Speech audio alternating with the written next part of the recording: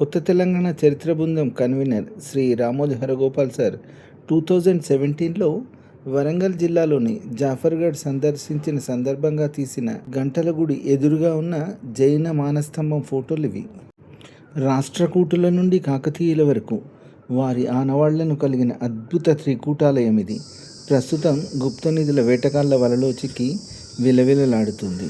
కొద్ది నెలల ముందు వరకు కూడా అంబరాన్నంటే ఎత్తులో టీవీగా నిలబడిన ఈ జైనమాన స్తంభం యొక్క ప్రస్తుత పరిస్థితిని చూసి చాలా బాధ కలిగింది. ఇది విరగొట్టిండ్రు జైనమాన స్తంభము. ఎంత ఇంపార్టెంట్ ఉండే, ఇది చాలా మంచి జైనమాన స్తంభం.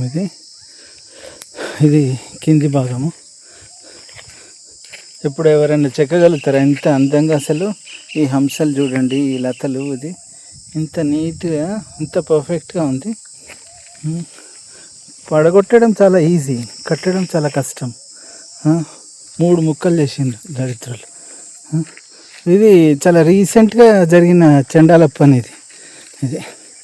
ఇక్కడ మనకు గరుడాళ్ళ వారు, తర్వాత ఆంజనేయ స్వామి విగ్రహాలు ఇక్కడ కనిపిస్తున్నాయి.